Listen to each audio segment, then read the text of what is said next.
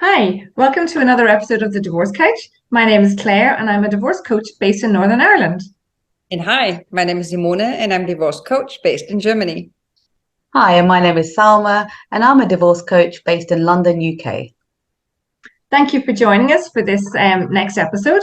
And we decided we would look at the idea and the topic around how do you end up moving forward into a life that you actually want to live in and enjoy? Because the divorce process is quite long, as we all know. Sometimes it is very long, sometimes it's not, but you sort of feel like your life is on a pause button, or I know I did during the process. And I know that I had expectations that when the divorce came through, I would think, oh, right now. And my reality versus my expectations was actually quite different. Because I suppose it's like anything, you sort of think you have an idea how you'll react or respond, but when something actually happens, sometimes, quite often, it's different. So I remember getting it. My solicitor emailed me actually and said, I've got the decree absolute through. I'll email it to you and then I will send you the copy. And I remember looking at it going, oh, oh, that's it. And it was really strange. It was almost like, not quite sure what to do with this information, even though I'd had a build up for ages. It was like, Yeah. Now what? really, it was really strange. It was almost like just a sort of a nothingness. It was funny. It was not what I expected. I think I expected to burst into tears or to, I don't know what but it wasn't. It wasn't the same. What about you, ladies? How did you find it? I can agree. I think this is such an important takeaway that it is so intense that, you know what, if we just talk about for a quick moment here on, you know what, the moment you hold the papers in your hand, I think, you know what, it's just everything just kind of like falls off you. I too knew I was going in and I kind of knew this would change my life. I had no idea whether or not we would finish at that day. I did, and I was in the car and it was still quite emotional while we were in mediation and how it finished.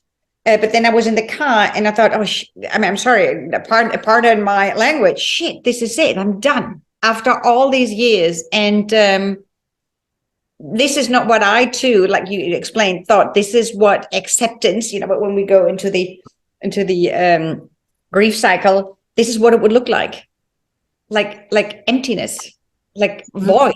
Again, remember we talked about the void going into the separation, and there was a time where we couldn't define the space that was in between the breakup and then going through the breakup. Again, here's another piece of void. Came up with that. Yeah, I'd have to agree with both you ladies. I think there was the only thing that I can remember is that there was almost this constant adrenaline that was keeping me going throughout that period. There was something to fight for. There was, you know, we had quite a long drawn sort of financial wrangling going on for quite a fair amount of time. And so there was almost like there was this adrenaline that was keeping me going. And then finally, when we agreed and the papers were signed and it was all done, it was almost like this massive anticlimax, because I was expecting, I don't know, fireworks or something. I don't know what I was expecting. And there was, like you said, just this whole sense of, you know, there was a sense of relief. There was a sense of sort of sadness. There was all of these different emotions going on. But I think the most prominent emotion for me was literally just the kids left that day and was just sitting in my house and thinking, oh, now what do I do? Like, now what? Like, what's going to happen tomorrow? Yeah, isn't it true that, I mean, all your energy goes into getting you to that point? Yeah. And I know for me, I mean, we didn't finish our finances until afterwards. So I still had, we discovered, as only could happen in my world, that the title deeds of our house weren't legal. And I thought, who's ever heard of that? I hadn't heard of it. And our solicitor hadn't filled in the right form at the time we were doing the title deeds. So we didn't know the title deeds weren't legal. So I decided to go ahead and get the divorce done anyway, and then we would finish the finances afterwards. And that was just what I did. So when I got my divorce papers through, I still had the finances. So I think for me, I thought, when I have both, I will feel X, Y, and Z. but the divorce was the big emotional thing. The finances were, I knew that they would get sorted. And we had agreed on what we were doing. So that wasn't particularly a surprise when we sorted it out. But I think there's such a lot of emotions that go around it. I had actually been on holidays beforehand, because when we had applied and got the decree nisi over here, it was supposed to then be an automatic 6 weeks later, the decree absolute would come through. And I was on holidays. So I was sort of expecting it every day of the holidays, getting an email. So I was kind of up and down like a yo-yo on my holiday. And it didn't come because there was a delay in the court process. And then I didn't know when it was coming. And suddenly I got this email out of the blue, like 3 or 4 weeks later. So it was it's like, oh, okay, right, well, And, just as you were sort of saying there, Salma, it's like, what do I do now? Because I don't think I look back now, I didn't have capacity to think past that. Because at that point, that took all my energy to get to that point, to make sure that we had all the information we needed, to go back to the solicitor, to make, so when we got to there, I didn't know what it looked like. I certainly didn't know what I wanted it to look like. It was just all a bit strange. But I think when you're doing something that requires a lot of energy and a lot of focus, it doesn't just go like that. It just doesn't. It takes a while to get it all there, to keep it going, but it doesn't just fall off. There's a winding down process of adjustment and reality, and oh my gosh, I don't have to fight is not the right word, but I don't have to keep driving something forward. But it took a while for that reality to sink in my experience, for me. I have a question. Thinking about your words, my divorce, our friendship, and so much that we have shared, now bringing in all the experiences with our clients, could it be that what comes next, now we move into what is really happening? So we've just received, what, this is over, and it was a very, almost like a still stand for now, but then, what, you wake up the next morning and your future begins.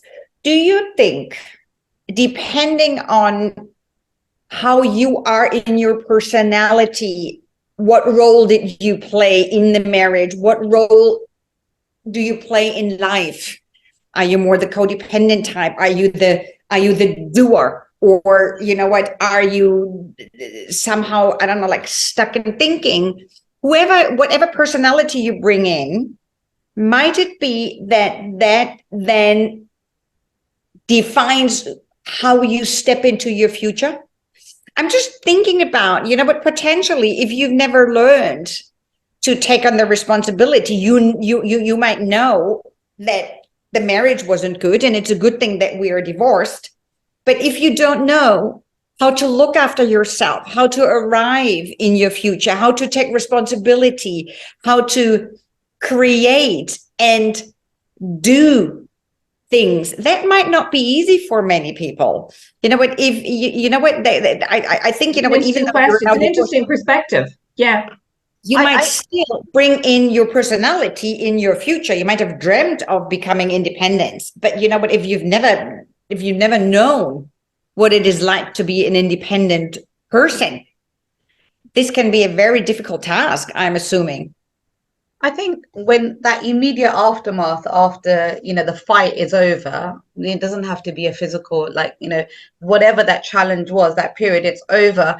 I think everybody goes through a stage where it's almost like you're sort of collecting all your sort of broken pieces together. And that's, there's also that grieving period there. And I think this is where it's really important to understand now and ask yourself the question, is that, when you're sitting there and saying, when I sat on my sofa and said, well, okay, what now? I don't think I actually took the time and the effort to actually answer that question. It's one thing asking the question. It's another thing actually sitting down and thinking, actually, let's have a think about this. That's a very good point. Create something. Let's answer that question. What now?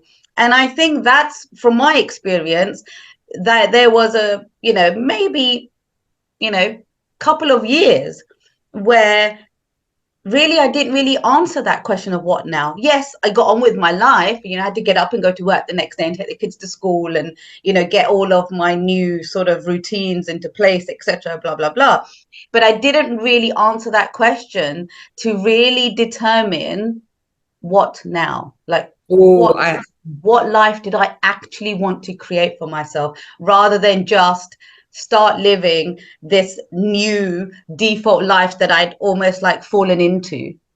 Yeah, that would be, I love these two. I don't know whether I mentioned that in one of our past episodes, this reaction versus response. Response is in responsibility. So now responsibility begins. But then you know what? That might be a huge challenge for many people to take responsibility for your own life. There is no more blaming. But if you are in reactive mode, it could very well be that you are still blaming whatever didn't work for you in the past. And you just take, even though you're divorced, you are still taking what didn't work for you in the past, the marriage that didn't work out, whatever unfolded in the divorce, can create or cause additional pain. And if you know what's still in reaction mode or reactivity mode, it is very difficult to go back to our questions, right? Could there be freedom? Could there be freedom after divorce? What are you holding on to? And I'm just throwing out there the word responsibility, and it lies in response, which ties very well into what you just said, Salma. Ask yourself. And I just put down, let's remember that, I think, we have to farewell a divorce. I think the way we celebrate or mark marriage, but this is the day where we go into marriage. This is the day when we finalize marriage. I think, with the question that you just posed, let's also have an episode, what different ways there are in, I don't know, wrapping up is such an awful word, I think, in this context, but how to close. To close this. But I think that's a key word that you use, the word freedom. I think it's one thing, getting to the end of your divorce and the formalities and the separations, is one thing getting there. But I think it can be a completely different set of workings to really reach that level of freedom. And I think that's where, a lot of clients come to us at that point where, yes, the divorce is over. And yes, both parties are sort of not living together and they're sort of separated, officially. But they still feel that they are in some shape or form still stuck in the old patterns or the old relationship or the old restrictions that they felt. And so they don't necessarily feel that real sense of freedom that I think we all expect to feel during the divorce. You kind of think, oh, I'm going to get to the end of it and I'm going to be free of all of this sort of like these challenges that I'm going through. And then you're there and you're thinking, but I'm still stuck. But you're so connected on the divorce process, thinking, what's he thinking? What's he saying? What's he going to do next? If I do this, will there be repercussions? I mean, I think that's a normal way to go through a divorce. So it's only when you get the decree absolute that you can stop that.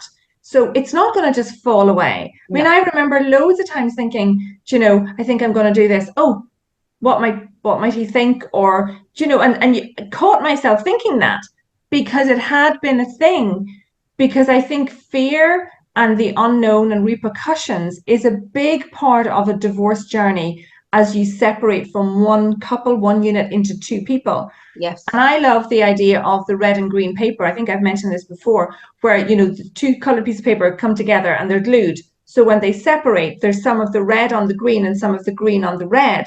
So at this point, when the divorce is done, you have time to look and go, have I taken some things into my world that maybe weren't mine originally? For example, on a Saturday night, you watch a movie. Do you like watching the movies you've been watching, or do you do it because your partner liked them and you've just got into the habit of it?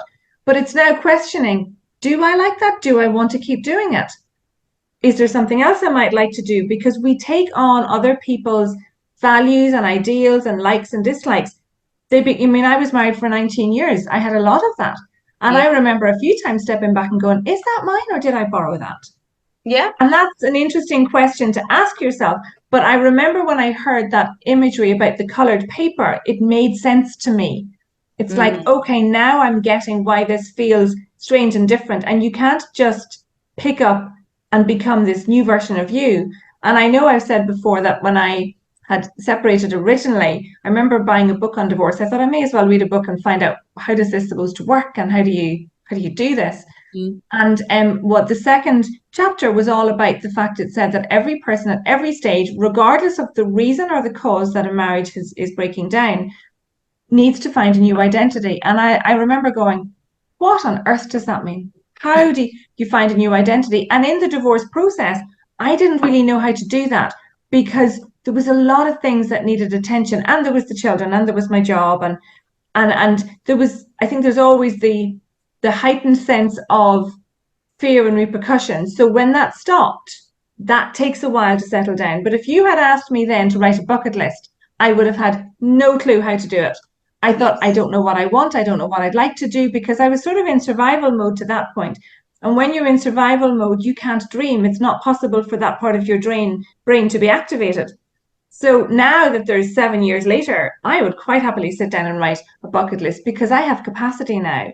So there's the time afterwards to almost in some ways reinvent yourself if you've been married for quite a while. Who am I? Who do I want to be? What do I want to enjoy in the world? Because now so many things are possible, but it's nearly too much choice sometimes, isn't it? Yeah. Well, what I think is, listening to you, Claire, it almost feels like, and I have been doing the same thing. I don't know whether I should say I'm guilty of that. I mean, isn't that exactly what we do and fight for in divorce, right? You know what, we ask and we claim certain things that that we do not want to give up, or that we want. And then here we are. So all of a sudden you have money, you have the children, and yet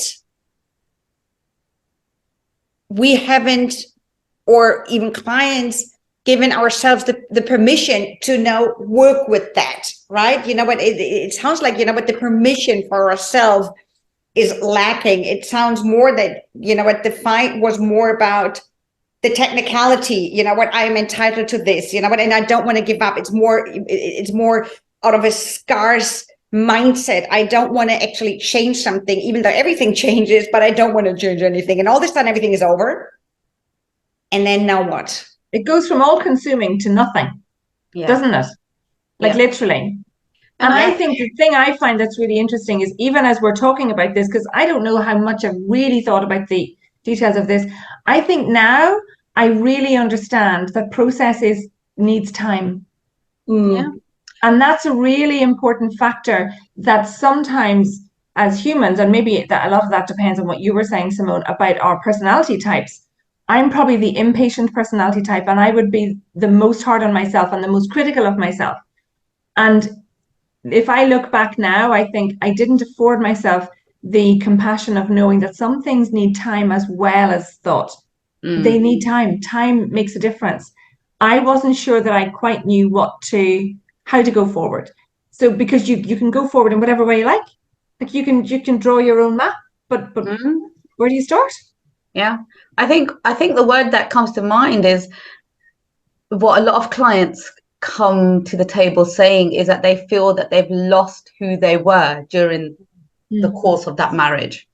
And, one of the things that I felt in my own experience was when in that period after the divorce was over, I spent a huge amount of time wanting to feel the way that I used to feel, or doing the things that I wanted to go back to being that person that I was pre-marriage.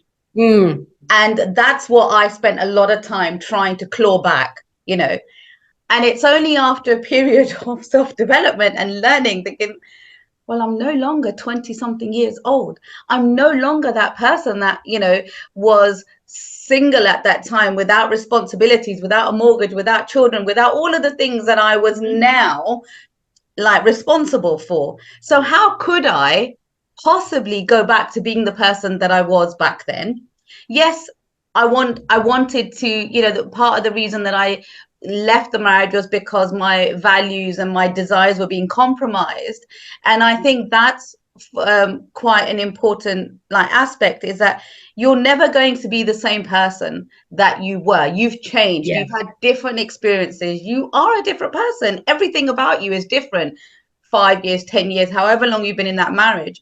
And I think when you then realize that actually I don't have to go back to who I used to be. I've got different experiences. I've got different lessons that I've learned from these past few years or however long you were. What am I now going to do with that? What am I going to build on? Where do I now want to take this person? What do I, and I think that includes, your bucket list, and you're looking at your sort of, where in my life am I? For me, it was very much about trying to reclaim who I was, rather than saying, okay, do you know what? Who do I now want to build and become? Can I throw in that,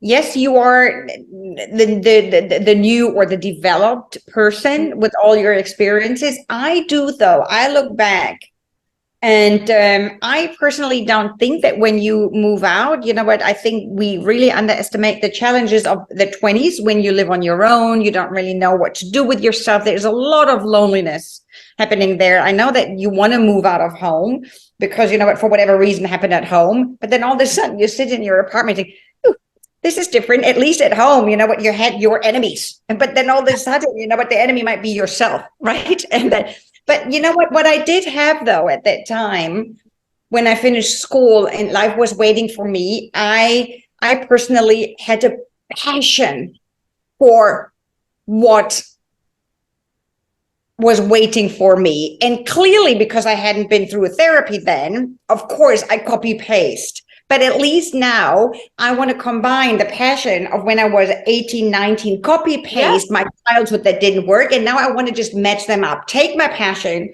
from, you know, what's out there for me. And now I know, and I've reflected of what didn't work. And then now I just basically, it's a 0.2 version. It's still me, but that's exactly a 0.2 version. Yeah. I love that line. Like, life was, what was life? Life was waiting for me. And that is, I think, the standard question that we ask ourselves at every point in life, when you leave university, when you start your first job, and etc. So why should it be any different when we leave a marriage? There is still so much that life could happen for us, right? This is not the end. And I think we should be asking that same question, because I think what happens is we have this sense that, oh my God, everything's over, right? We forget. That's a really good point, isn't it? And that moment of every stage in life, we've asked ourselves this question: why not now? But this is where, how we talked about, we didn't quite know how to title this episode. We wanted to throw in growth, and we couldn't have labeled it growth or called it growth, but now I'll dare throw out there, this is where the growth begins, because this is where the work begins. And I'm pretty sure there are viewers out there who just said, yeah, but I don't want to work. And then, 20 years from now, you might still, not feel fulfilled by life. But now, with having the experiences, and we know very well what didn't work for us. At the age between 40, 50, 60 even, we have a quite good idea of what worked for us and what didn't. But without work, there is no way. If nothing changes, nothing changes. Something will change. Yeah. So, and I think, and that's quite interesting. That is another, I think, time frame where clients approach me. It's not so much the divorce. It's basically, it is around divorce, but then they're kind of like, I know that how I want to handle the divorce, but I'm quite not sure what is waiting for me. And so this is where that's the unknown again, isn't it? Yeah. Sorry. It's the unknown, because we were talking about things, before we started recording, and we were saying, we have habits and patterns, And you know, maybe they're not going to serve us very well anymore. Maybe we don't need them. But I remember, you know, during my entire divorce, I started working with a therapist 3 years before I left my marriage, and stayed working with her the whole way through. And I remember saying to her, you know, when I started the separation journey, you know, I want to work on changing the me that I am now, so that when I get out of the divorce process and it's done, I am ready to move forward. And so I had that mindset already, and I did a lot of change. But equally, when the divorce came, because I didn't realize how all consuming it was going to be and how much focus and energy it was going to use, and I had changed a lot. I still got to that point, and there was still a lot more to do. But I wanted to do it because I thought, I don't want to look at things this way, or I don't really like the way I did that. And so, is there a different way or a better way? One of the things would be, I had a sense quite a bit of almost looking over my shoulder, as if somebody was going to be watching me in all sorts of ways. And that's what I had before I met Peter and married him. So that just didn't happen because I was married. And I thought, I don't think I like that. So let's look at that now. But at that point, I had more information and more knowledge to be able to know that I could look at it. And now I have definitely shifted and changed that. But it surprised me how much that was in my world, and it was so normal to me, I didn't even notice it. And I thought, I don't want to feel like I have to look over my shoulder, because there is nobody behind me. Yeah. So let's try and change that. And that's part of my changing and part of my future. And I love the phrase that I read a while ago, and it says, design the life that you actually would like to live in. And I remember reading that thinking, I wish I'd had that 7 years ago. Because I didn't really know what I wanted, but it would have allowed me to start thinking, well, what might I like? You think 7 years ago you were ready to see the depth of this quote? No, but I think it would have given me something to have out there. Yes. I think that's the important thing, is that, you know, I think, you know, I'm hoping that the viewers who are watching this video are not, you know, we're not suggesting for 1 minute that you know, that there's a magic pill here that, you know, if you start looking forward and creating this wonderful new life that you're looking forward to, that it's just going to happen. But Claire's absolutely right. You know, if you can start making even small steps towards recognizing the patterns that you don't want to have, you're going to have a chance of slowly changing those patterns. But it's about doing the work. You know, like, what is it? You know, like, I know in coaching we have you know, what's the big goal? And then what are the smaller goals? You know, you have to break that down, so that how are you actually going to eventually get to this big goal, right? If we just focus on the end goal and not actually do anything about it, then we're just sitting there saying, oh, I wish I had this kind of life, right? It's a wish, right? But if we want to make that wish into reality, then we've got to break that goal down into smaller, manageable steps. And if that means that in the period after you've left your divorce and you're still feeling a bit stuck, what is it that you're feeling stuck about? And what can you start working towards? You know, is it your financial situation? Is it your how you feel about, you know, your ex when you're in his presence, or you're having contact, or whatever, you know, in whatever shape or form you might have to be having regular contact? You know, what are these things that you can start working on that are going to make you feel stronger, make you feel you know, more like the person that you want to be?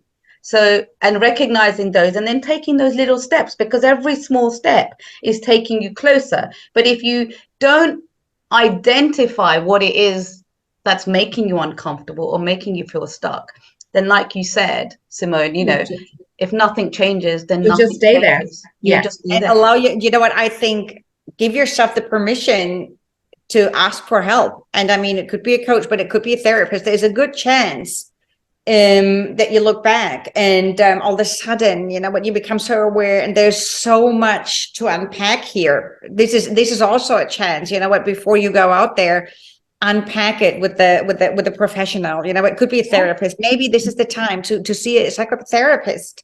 You know what, you have the time to reflect on the marriage. You know what, as much as I feel or know that not every high conflict divorce is driven by two people, it's still two people in the high conflict divorce. So what did it do with you? What was your role? There is a lot to unpack. I mean, you know what?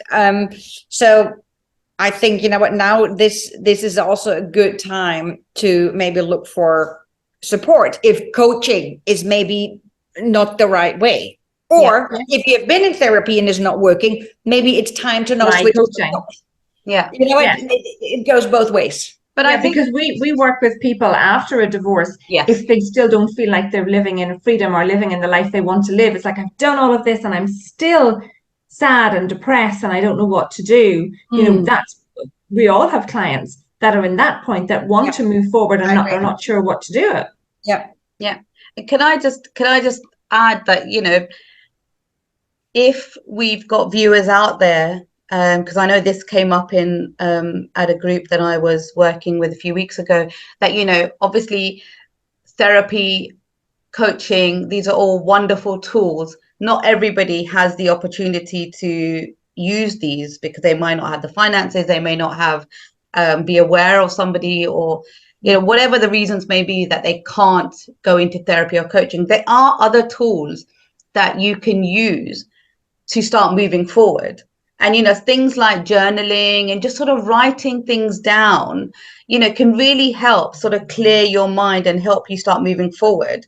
And, you know, as I said earlier, you know, just, you know, start writing little things down. And even I found with myself is sometimes I self-coach a lot because that's just how I process things. Like when you say things out loud, you know, when we're worried and we're scared and we're sort of like, you know, don't really know what we want to do.